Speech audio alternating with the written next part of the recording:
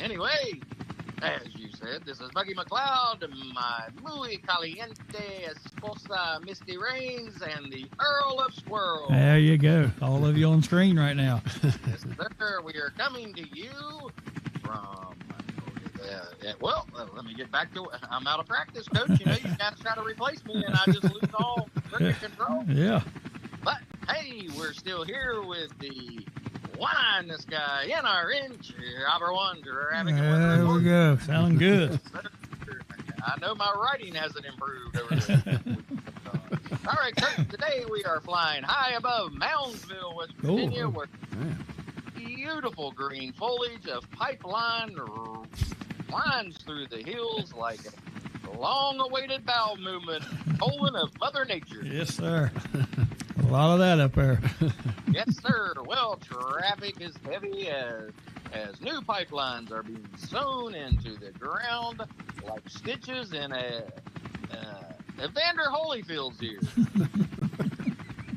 We are zipping above Roberts Ridge Road, the main artery from Moundsville to, well, nowhere, I guess. Anyway, to our right, there's some congestion at Nixon's Ridge Road where someone appears to have lost something as they continue to search with a flashlight. And we're quite sure, but I'm not sure what they're going to find. But anyway, now we're swinging by the White Gate Rock Farm, or as some people call it, a cemetery. Boy, it's exciting. What a but place. I will tell you, what a place. People are dying to get in there. Yeah. Maybe that's where the other helicopter pilot is. Might be. Anyway, all right. Watch out, Misty. We just flew into the restricted airspace near the Marshall County Airport. No, Marshall County had an airport, Coach? Did not know that. Neither did we. That's why we got so close. Anyway, it appears the pipeline won its efforts to string pipe right through the runway, leaving a max ditch line, or as passengers on planes call it, a West Virginia speed bump. Hey, Misty, there's the Ohio River. And if you recall your history lesson from Muggy from a previous segment, from Learn Something New with Muggy, the Ohio River actually belongs to West Virginia. Oh, I turned the helicopter down to hear that one. Yeah, that's big fact. Yeah. Yes, sir, Coach. And Ohio County, of course, is owned by West Virginia, too. Yeah. Ohioans don't like the fact we have an Ohio River. No. Yes. But I tell you what, coaches, we gladly give them Hancock County. Anyway, hey, Missy, let's fly over yonder. Oh, that's right. Over yonder. The Over Yonder convenience store, Coach, up on Roberts Ridge Road. Perfect name. Yes, we get service-friendly people and great glizzies. Oh, yeah, good prices. So swing by Roberts Ridge Road on your way to the Golden Palace of Rabahabadupaha. Or what, however you say that. Yep. It's just, he was the first person to have a religious colony in West Virginia, as he pretty much created the religion of Hindu, I believe. Anyway, something like that. Speaking of that, Misty, swing by there. I want to look at the giant elephants and Buddha statues and the world-famous peak. But go on stealth mode because you don't want to interfere with the meditation around the big pond. That's right. Yep. Hey, Coach, that looks like Ben Murray, your guest, parked down there in a car with his head out of the sunroof. Big Mercedes or anything like that? What kind of car is it? Well, it looks like a big Mercedes with his head sticking out of the sunroof looking backward, though. No. Wait a minute, Coach. That's Judy. Judy with her head out of the sunroof. Talking to the peacocks. Lower me in, Misty. I want to hear what she's saying. I hear. Oh, good Lord. Meditation is over now. That's right. Yeah. Oh, and by the way, Coach, I almost forgot. Mention this spot at Over Yonder and receive a free cacao with every Buddha statue you buy. Awesome. Good deal right there. Oh yeah, Coach. And by the way, the weather, it's hot and crappy. Okay, Coach, I'm going to get out of here so you can get on with your famous guest, Lynn Coach Murray. Yeah, buddy. Can't wait for that. I appreciate it, Muggy. Sure he's a good mofo, I tell you. Yes, Anyway, Yes, he is. All right, Muggy. Yes, sir. Coach, this has been Muggy McLeod, Misty Rains, and Earl the Squirrel coming to you from the NRN Chopper One Traffic and Weather Team report. All right, Muggy. Y'all be safe. Out. Yes, sir. Coach. Over now. He started a little slow, but he got back in the groove and the rhythm there a little bit. Didn't take him long, did it? Didn't take him long. Want to send out a quick thank you to Mike Dunlap. He always helps me with guests, and he's got us a good guest lineup coming. Good. Going to have hopefully some big announcements here before long about some guests that we're going to have. We'll have to be on time that night because we're going to have some names on here. Not that Lynn Murray is not at the top of the list, which is who we have on tap for tonight. So what we're going to do, we're not going to do our hell yells, hell nalls just yet. We're going to do that at the end if we have time. We're going to take a quick break, and we'll get Lynn on, and we'll talk to him a little bit about his days at WVU. Lynn Murray was a tremendous football player at WVU and defensive back, and has become one of my favorite people to be around. So I really enjoy this guy. So hopefully he'll be with us here after the break. So stay with us. We'll return here on the New River Network, Courtside with Coach Crist. Stay with us.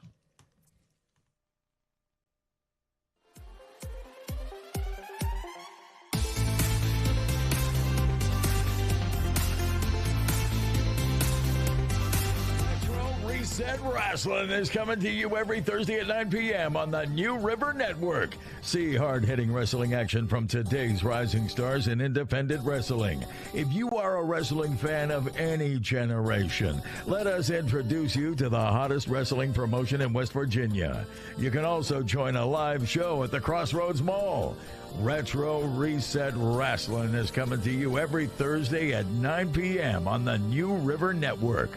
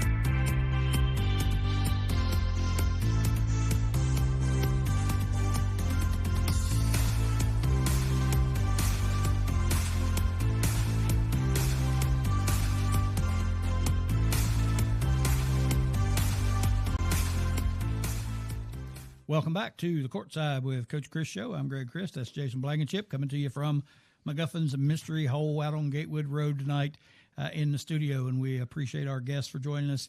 Like I said earlier, he was one heck of a football player back in the day at WVU 80-81. Got a few of his stats here just from those 2 years. 24 games played, 115 solo tackles, 86 assists, 201 total. He had 2 sacks, 8 interceptions. He led the Mountaineers, I think, at 80 or 81, one of those years in interceptions. And I've gotten to know him over the last year and a half, and he's become one of my favorite peeps in the world. And we're tickled to death that he would join us tonight. Of course, we are talking about none other, the man, the myth, the legend, Mr. Lynn Murray. Lynn, appreciate you joining us, my friend. Thank you so much for having me. Oh man, we're excited. We're excited. We like to get these old Mountaineer heads on here and talk WVU football. You are from Youngstown, Ohio, and I want to first to get things rolling, find out how you ended up at WVU. What all transpired? First way, I come to WVU by the way of Arizona Western. I was in Arizona Western. I played 2 years down there. Turned out to be defensive player of the year, and had been traveling around trying to find different universities. Funny part about this whole thing, the person who recruited me here was Nick Saban. And I get up here and I get to meet Don Nehlen. And, you know, when I met Don Nehlen, you know, it all but closed right there. Don has a way of presenting himself at that point in time. And he had a great personality. He had just got to campus and he really didn't have all his clothes. And he had this here plaid jacket on, and I remember I'm looking behind him, sitting up there calling him Bob Parker, and he started laughing.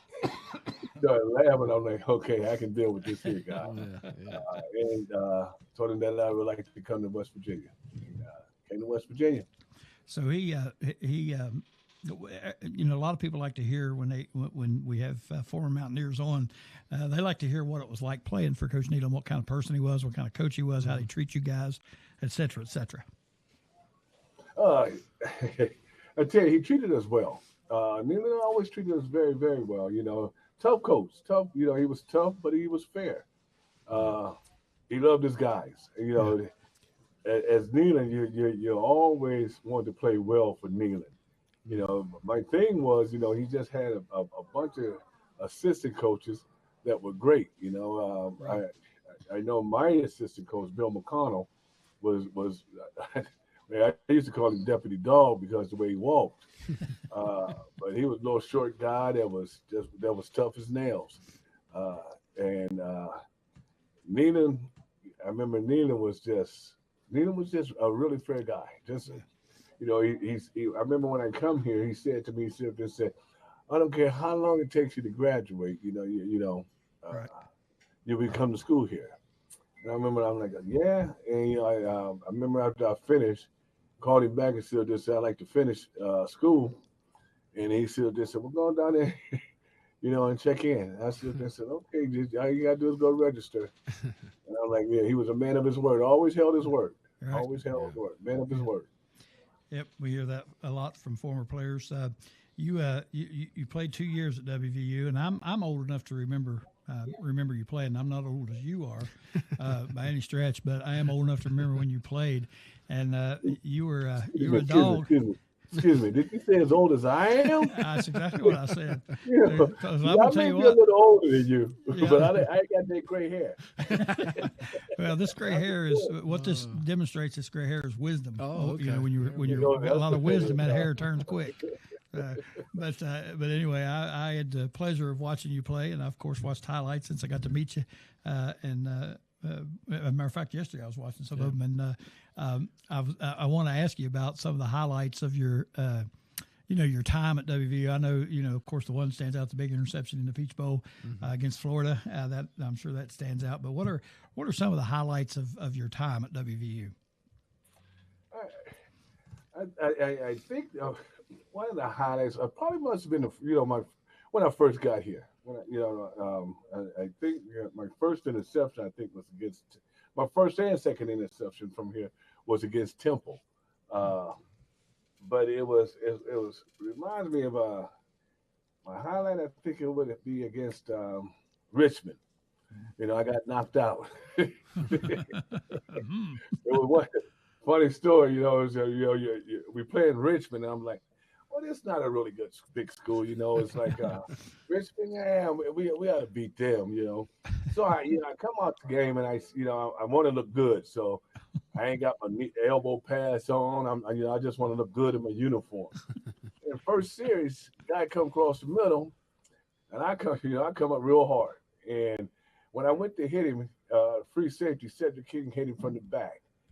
Knocked me out cold. And I remember laying on the ground, it's all black, but you could hear everything. And the only thing I could hear Cedric just saying, look at Lynn. He look like Michael Jackson. Like Michael Jackson. I'm still just saying, oh, man. So I'm laughing, trying to get off the field. And he's looking at me talking about, well, and the coaches are sitting there. I'm laughing because I'm thinking that I'm okay. I was out like a light, So I think that was one of my great highlights. Taught me a lesson to be prepared for anyone. It's a pretty humble highlight. Humble highlight, yeah. Now, if he would have moonwalked off the field, that'd been different. These days, he would play for 6 weeks. I walked off the field. Yeah, there you go. I was going to ask you, me and you've been talking there. Well, we talk all the time, but we always talk about some of the players you played with. And when you hear this list of names, it's just an amazing list as usual at WVU. But talk about some of these guys you played with, just some of who the best players were that you played with at WVU. Tally. Everybody knows Tally was as good as Tally was. Yep. You know, you had Dennis Folks at linebacker, Jeff Seals at other outside linebacker, Dalbert Flower, Bolton Walker, Ollie. You know, that's the defense. Right. You know, Tim Agee, Steve Newberry, Cedric King, Calvin Turner. We just had one of those defense that was we. A lot of people said that we thought we were very talented. A lot of people said that we weren't, but we fight at the drop of a hat. You know, it's like, you know, you ain't want to play us, you know, because, you know, if we're going to lose the game, we're going to win that fight, you know, because we were a fighting defense. We were just, you know, I remember Nina still just say, you know, we just had that tenacity. You know, you get knocked down, we're going to get back up. And, you know, I think we lost my junior year when I got here, I think we lost 6 games. We were 6-6. But it was the 6 games that we lost, they were really, really tough. And it taught us something, you know, as a defense that year that, you know, wait a minute, you know, we got something here. We can really do this here thing. And, you know, it made us work a little harder, but we were so close, you know, and a lot of us still, you know, we stay in contact to today. You know, some who have passed away, you know, God rest their soul. But, you know, it was just a great line of defensive guys they're playing with. You know, it's everybody, you know, everybody want to remember Tally. But I think one of the nastiest players that you ever wanted to play against was a kid named Jeff Seals. Yeah. And Jeff Seals was, you know, mean in a rattlesnake, you know, fight you at the drop of a hat. You know, I used to look at Jeff and I'd be like, man, glad you're on my side. You know, I had to play against you. You guys, it was just a great group, group of guys. Yeah, just a great group of guys. And if I remember you talking about some of those guys, you guys had a reputation, I think, if I remember correctly, about just being so physical. Yeah. That's one thing I remember about that time period was the physicality they always talked about, and they always talked about WVU's defensive backs being so physical. And I know that. I've watched you enough to know that you were definitely, and I think Tim Agee was as well. But what did y'all know that? I mean, did you hear those things, or was that just you guys? That was just you. You know, most of the time we just, you know, we really didn't hear things. It was with us. It was like we were out to hurt you. You know, because back then, you know, we're talking about what 40 years. You know, back then we were headhunters. And I remember, you know, I used to tell Tyler, because I said, Tyler, if you hold him up, I'm coming. You know, and he'll hold him up, and I come and I take their head off. And one time he was holding the kid up, and I think it was with the kid from Penn State, great running back from Penn State. And he spent on Tally, and I, you know, right in the middle of me coming, and I hit Tally in the back so hard. Tally turned around talking about, Lynn, that's me you hit. I'm like, well, yeah, you can't let him spin, man. Can't let him spin. But, you know, we had a habit, and we wanted to play to hurt. That's, you know, that was the name of the game back then in the day. You know, hurt you, you know, put you out the game, take your heart, you know, make the game easy for us. Oh, yeah. You when you got finished, did you have any professional prospects? I mean, your size alone, you know, 6'2", 200 pounds for a defensive back is ideal size. Did you have any you know, prospects of NFL? Oh yeah, I signed on with Cleveland. You know, and I was with Cleveland when Sam Riccigliano was the coach back then and there. Yep. You know, but that was in the height of, you know, I had a problem back that day, and I just didn't realize the problem that I had. You know, that was, you know, when they were cleaning up the league and things like that there, and I had a addiction problem, and not knowing that I had an addiction problem, I remember when the coach was Sam Riccigliano was talking to me, he was up there saying, well, you know, it was first round draft pick that year. Me and him hung around each other a lot, and all we did was party. And I remember seeing Sam coming to me, just saying, man, we paid a lot of money for so-and-so. We ain't pay that much money for you. You know? And the writing was on the wall, but I just didn't see the writing, you know. And so, you know, and I got cut from Cleveland. The same thing happened to, and then I went into the USFL, went to Chicago Blitz and Michigan Panthers, with the same outcome at both places. Mm-hmm. Yeah, and that that has befallen many prospects, I'm sure. You came back to Morgantown, and now I want you to talk a little bit about coming back to Morgantown and what you're doing now. I think that's important for people to hear, to know where you're at in your life and how things are going with that and what you do today. Yeah. Well, after a little rough rough period in my life, I learned how. I was in Texas, and I got hooked up with service work, and service work is hard, but I love doing service work and service of others. I get back to Morgantown about I think about 11 years ago, and I took a job as a recovery coach, working with people in addiction. And I remember when they hired me, they asked me, just said, well, what makes you think you're going to be, what makes you want to be a recovery coach? I said, I didn't know exactly what a recovery coach was, but I told them, I'm going to be the best. And I remember the lady, she looked at me like, like a little shocked. I'm like, and I didn't blink an eye. I said, I'm going to be the best. And I started recovery coaching for Valley Healthcare. And, I ran around the state, working with different clients, hopefully changing people's lives. From that time on, I get, Dr. Blankenship, who owns Jacob's Ladder, kept offering me a job. And I kept sitting up just saying, no, I'm doing some things here at Valley. I really, really love what I'm doing. So happens, he offered me the job 4 times. And then me and Valley's parted ways. And I remember Dr. Blankenship calling me, his first one on the phone. He's talking about, well, let's talk about this here job. And the job was Lawrence Wish.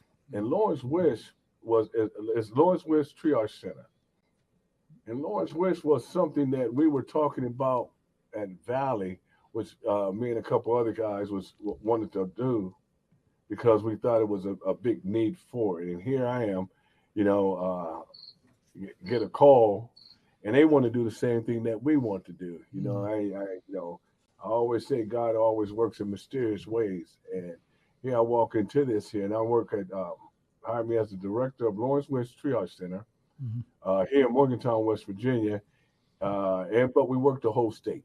We work the whole state of West Virginia, and we work with addiction, children as in addiction, and we keep them from 3 to 10 days, and we place them into rehabs, sober livings. When they get back, we start an outreach program where we can work with them with jobs and hope, and we even partnership with you guys. I think it's something that can't be done by itself. I think that it takes a whole lot of people, a group. To do this, what we do well, what you guys do well, what other people do well is, if you get a real rounded, just like in football, making a team of everything, if I do what I do well, you do what you do well, someone else do what they do well, and that helps the clients get to the next level, and hopefully we get out here and, change some lives, and I think that's the main part about Lawrence Wish is wanting to change lives for people that don't have anywhere to go, or people that don't have a bed, or people can't get the help that they need. We want to be the people that help them. Right. So I've been doing this for about 2.5 years, and hopefully I keep doing it for about 10 more years. There you go. Yeah, and I can say from experience being around you and watching you work that you obviously have a passion for it and are doing great things up there, and everybody I know surely appreciates that. Going back to football just for a second, I do want to go back and have you to talk about your memories of that Peach Bowl against Florida. I know you had a big interception in that game. You should have scored, but I don't know if you tripped, got slowed down. I don't know what the problem was, but I kept watching it thinking he's got to score, and I watched it about 10 times. You went down on the 15 every single time. But anyway, talk about your memories of that Peach Bowl. The Peach Bowl, it's funny because no one thought we would win the Peach Bowl. And we get in the game. I remember Florida was a really good team. They had they had a pretty good stacked team on us. But we knew that we was going to win the game when we went into it. Lord helped us with it being kind of cold that day, and so Florida, they really couldn't take the cold. So we were just more physical. We fight. That team, that 1981 team, we fought like we fight. We especially on defense, we fought like crazy. The interception that you sit up there and say that I tripped on the 15-yard line, I was trying to throw one of my great moves on someone, and as I went to cut back, someone jumped on my back, and that's what happened. That's a story that I'm going to tell. I ain't going to sit up there and say how slow I was. I had that. I had that quick speed at that 4.740. When I figured if anyone else would have got the interception, no, we all were slow. They was slow, and now Newberry was real slow, and Cedric King was just terrible. It was one of those games where we just knew we had because what led up to the Peach Bowl is we got beat by Syracuse. And we were winning. We was beating Syracuse, and they came back and beat us. It was 24-6 at halftime, and they came back and kept catching us in man-to-man defense, and they came back and beat us. And I know I was pissed off. I know a lot of other guys was pissed off because we thought we were better than what we knew we were better than what we were playing, because we had lost 2 games. One, the number 1 team, Penn State. We lost to Penn State 31-10 that year, and we lost to Pitt 17-0. But we knew we were a lot better than what we were showing that day. And when they came back and beat us, it teed us off. And then now we're going into Florida, and we want to take someone's heart. And we didn't. Everybody thought Florida would win, but we knew they wouldn't. We had it in our mind that the only way they're gonna win that game is beat us in a fight, and we came out fighting and just never looked back on them. All right. I was going to actually compliment you on your running skills. I thought maybe you should try to be a running back for a while because you actually. It was a cutback. It was wet. It was wet and it was sweat. It was. Yeah. And like I said, I was going to compliment on your running skills. I thought, you looked pretty good running down that sideline with that football, man. I thought, hey, I've been a running back, man. You've been a good running back. I just look, my thing was I just like looking good in my uniform. I can get. He looked really good these days. I looked good. I was okay. He's still looking good. Oh, dressed to the nines, man. Good. That's everything right. matches. He got a pair of tennis shoes that matches everything. That's all right. Hey, that's how you roll. If you don't look good, somebody always said, if you don't look good, you don't play good. That's right. That's right. Right. So I'm always trying to look good. I hear you. Well, you're doing a good job. That's right. Do you? I'm sure you still watch football today. Do you still watch the Mountaineers? And if you do, what's your thoughts on the current Mountaineer program? I watched the Mountaineers. I was impressed with the Mountaineers last year because I, along with everyone else, I remember we had a couple football players volunteer for up here at Lawrence Wish, and 3 great gentlemen that came in.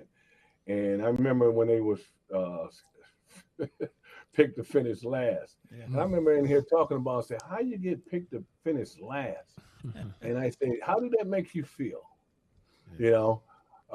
They said, well, it's going to be different. I'm like, okay, it's going to be different, but they impressed the hell out of me last year. Now if they can take the momentum that they had last year and take it up another notch to this year, they can do some good things. Oh yeah. And they should do some good things, but as long as they keep that mentality of someone sitting up there saying, okay, act like we're going to finish last again, right? And take that into this year's season, because I think they picked 8th. Yeah. Somewhere in the middle. Yeah. Yeah, somewhere in the middle. So after now you got a new team come in just because the coach name is Deion Sanders. Right. They picked to win it. So they still, something to prove. Go out there bad for the players. Play like you played last year, but play just a little bit better. I think because they got talent. Virginia got the talent, and I think if they put everything together, they can make a good run for it. All right. always ask former college players what they to get their thoughts on the NIL and all the problems that seems to be creating the transfer portal and what a mess that is. I know eventually it's going to get under control and hopefully they'll get some of it straightened out. But state of football now, and I'm sure you look back and think, man, I wish I had that when I was playing, But what's your thoughts on the state of football right now with the transfer portal and the NIL stuff? You're right. I wish they did have that when I was playing. That's a lot of money. Yeah. That's a whole lot of money that they throw into these here kids. And just like anything, if they don't put a cap on it, it's just going to get out of hand. And it's who has the most money. What school got the most money? That's the team that's going to be the top teams. Yep. That's the way it's looking. Because you can go into you go into a school and not a team that didn't want you. You sit up there and say you have a couple good years. You come out and jump in the portal. Now you're making good money and you go into a bigger school. Yep. Understand this here. You want to work for your future, but is college football still going to be college football or is it going to be semi-pro football? Right. Because you're paying someone $3 million, $1.5 million. Okay, yeah, he may play his heart out, but here comes your bowl games. Well, I ain't gonna play a bowl game because I get hurt because of the next level. So It's just back in my day we played to I don't care what it was. When it was the game. It's the game of football that you want to play. It's just totally different these days. You got social media. Everybody got their own brand. The better brand you have, the more money that you have, better you are, It's if they don't get it under control, with kids just, I think one kid, they transfer, got in the portal every year. Yeah. Yep. And so how do you get to know a teammate? How do you get that cohesion? In my day we played for the blue and gold. Right. That was our money. Blue and gold was our money. To see our fans happy. To sit there and say, okay, we're gonna give you something here to come out there and look. Nowadays, it's like, okay, I'm playing for the green. Yeah. And it's and I understand that because you have a lot of kids that's poor. I was poor when I came here. Yeah. Right. But it still was about the blue and gold. This is where when I signed. Once I signed up with West Virginia, I bled blue and gold. That's just the way it is. So with the Port Horse, only thing you bleed is green. Who got the most money? Yeah. And if it continues like this, then eventually it's just going to be the highest bidder is going to have all the best players. And richer. So now you're looking at the Texas, Alabamas, and all them. Yep. So what gives the other schools a chance? Right. Yeah. Right. Because now they're getting all the great players. And understand this here is, I don't see nothing wrong with a kid making some money while you're playing football because, he should. I think so. But millions? Yeah. That's a lot of money for a kid. Yeah. They even talk about some of them making a better living staying in college, Stay there, getting more money, more perks than they do if they would go on to the pros at that point. So they're staying in school another year to get the money. But it's a big mess right now. If you have a kid, you got a kid that, now you're in college, you come out of your neighborhood, you make $1.5 million 1 year in college. If I make $1.5 million, ain't no sense in me going nowhere. I might as well play my all years and just trap portal. That's right. Yeah. Because you're going to go where the money is. That's just the way it is. You're just going to go and whoever pays the most money, that's where most kids going to go. Yeah. Yep. I think that's spot on. We've talked about that a bunch on our show on Wednesday nights too, and hopefully I don't hold out hope that the NCAA will fix it. I think lawsuits and courts and legislation, I think all that's going to get involved. I think it's going to get a lot worse before it gets better. But hopefully I think my thought too, I think if the NCAA did the right thing earlier, right. Yep. We wouldn't have this here problem right now. Yep. But here we go about money again. Yep. They were making so much money off these here kids. Yep. All these here schools, you're making more. And if they say now, if you sit up there and say, okay, you cut a cap, they'll say a kid gets $1,000 a month. That would be enough to make sure that he has the things he needs. He can date and do different things like that. There, you probably wouldn't have the problem that you have today. Right. I agree. Today is like once once the NCAA got out of it, it just went crazy. Yeah. And NCAA was making money for a long time. Yeah. And without seeing the writing on the wall, and they want to keep making that their money, not seeing the right sooner or later, it's going to have to change. Yeah. Because the state of football, coaches is making a lot of money. On the player, most players sit up there saying, "Well, they making money off my sweat." Yeah, that's right. True. Right. Yeah. I've never been opposed to players getting money. I think they absolutely deserve it, especially the billions that the NCAA rakes in. They should share that wealth a little bit with the people that are making that money for them. And so I don't have a problem with them making money. I just hope that they get some sort of control over it. Yeah, it's got to be a balance. Where it's a level playing field for everybody, hopefully. Yeah, and it's going to be hard to do that, because it's hard to open up a can of worms. Yep. And then put it back in. Okay, now we're gonna have to. We're gonna sell this a different way. You don't open it up, so it's gonna be really, really hard to put a cap on it. Yep. I think you're right. Because kids gonna be now you're taking away my living, or you're taking away.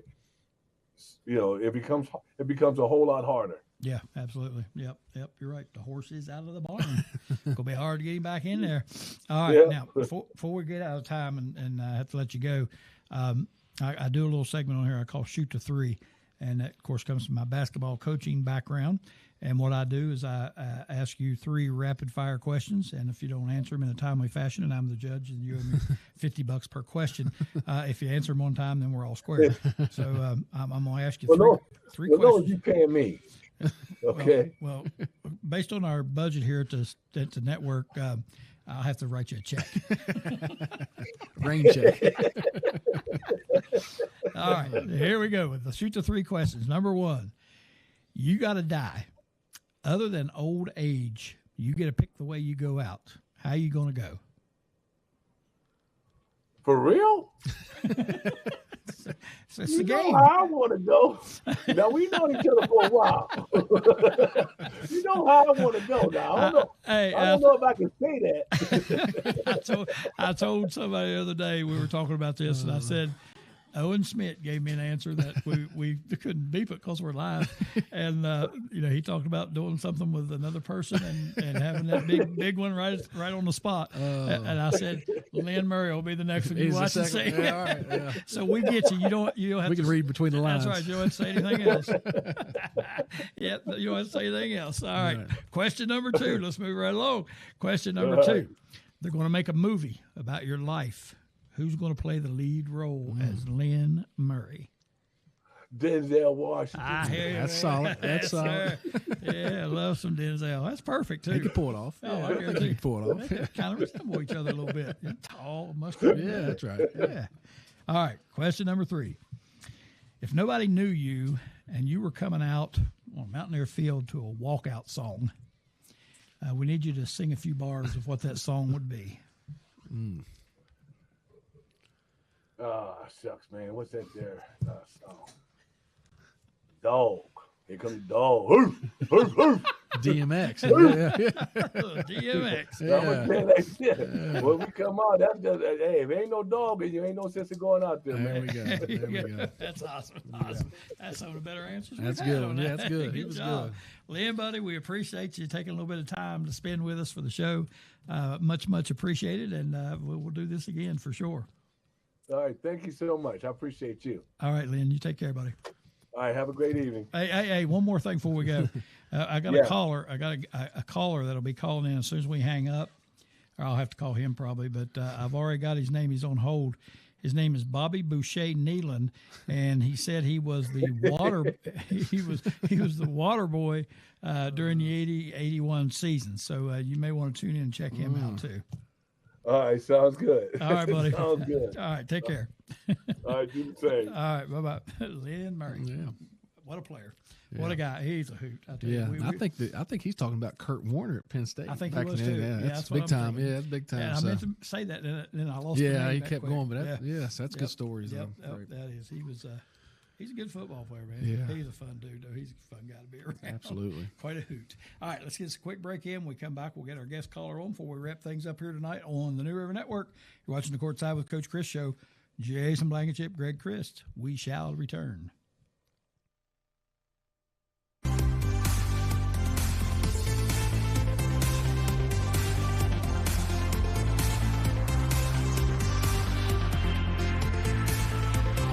Retro Reset Wrestling is coming to you every Thursday at 9 p.m. on the New River Network. See hard-hitting wrestling action from today's rising stars in independent wrestling. If you are a wrestling fan of any generation, let us introduce you to the hottest wrestling promotion in West Virginia. You can also join a live show at the Crossroads Mall. Retro Reset Wrestling is coming to you every Thursday at 9 p.m. on the New River Network.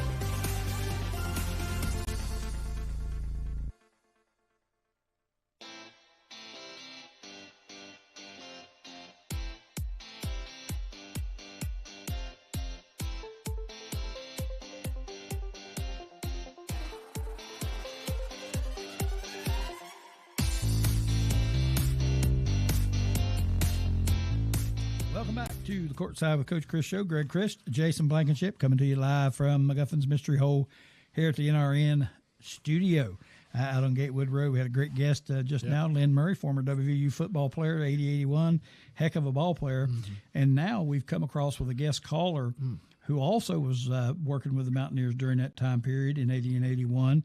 His name is Bobby Boucher Nealon, and apparently he was the water boy. He worked in the H2O department. I saw on the sports ticker they have H2O department. And Bobby, welcome to the show.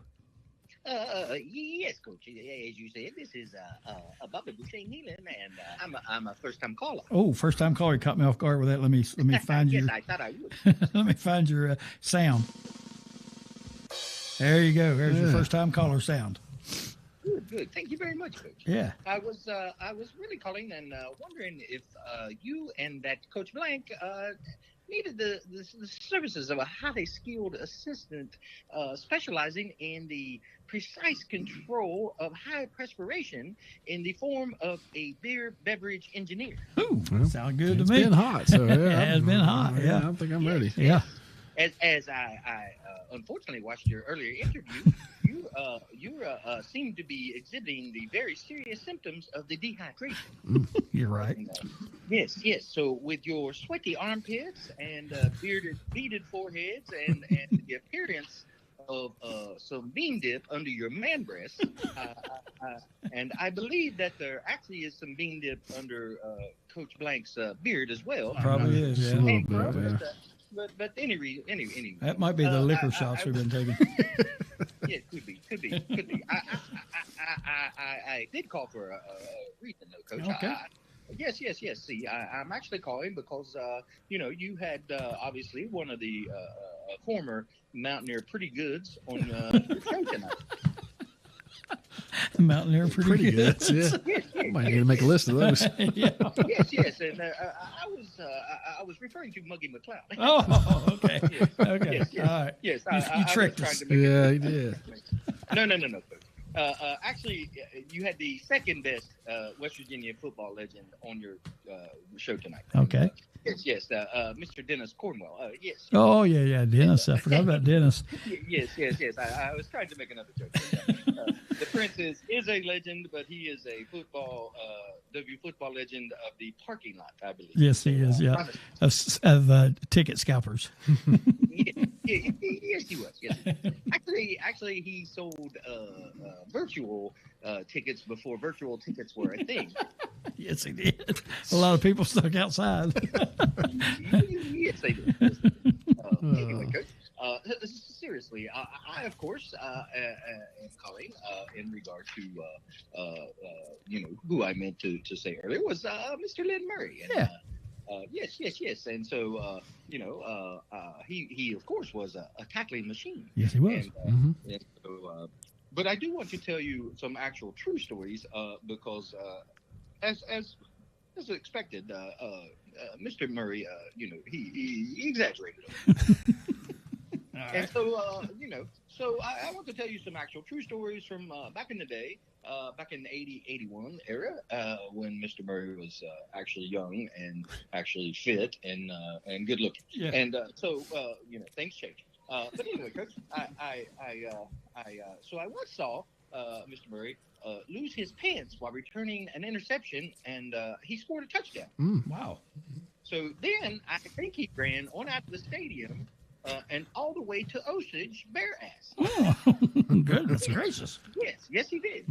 Or at least that's how he left Osage later that night. Okay, Coach. Mr. Murray, but though I will say, Coach, as you mentioned on your show, Mr. Murray was a well-dressed player, probably the best-dressed player on our 88-81 team. His pants, his shoes, his shirts, they were color-coordinated. But from my personal experience, and I think Mr. Murray would agree that Coach, pimping ain't easy. You're right. Mr. Murray would agree with that, I'm sure. Yeah. Yes, I believe he would. Kind of fit his answer there at the end. So, yeah. Yes, I also noticed, Coach, that his team photo was on your show earlier, and or at least on your Facebook post, and but all I could see was that he was just missing that sexy neck roll with those big shoulder pads. He probably has them stored somewhere. Yeah. I've always been a fan of big shoulder pads, Coach. Oh, yeah. And, but the ones he had on, he would, in his trophy room, if he had them, he would have to add an addition. Maybe to fit his big head. Yeah. Okay. So I won't be coming to Morgantown anytime soon either. Exactly. Yeah, exactly. But I shouldn't be laughing. Yeah. He might call us back. Yeah. Yes, he may. But I guess all those, all those exciting times have now left him, Coach, and it's left him, calm, quiet, and very humble. Yeah. I was joking. I know. Because Mr. Murray, he never walks past a mirror without stopping to take a look at himself. Right. And Coach, Mr. Coach Don always said, Murray, since you love looking at yourself so much on that big screen up there above the field, make a tackle. You can watch yourself again. The more tackles you make, the more you can see yourself smiling with 60,000 fans. Yeah.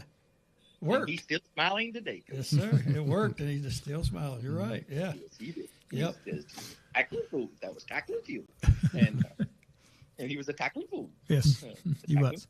Yes, he was. Anyway, Coach, in all seriousness, forget football. What a success story he is. I mean, he took a big personality and uses it to help people, a lot of people.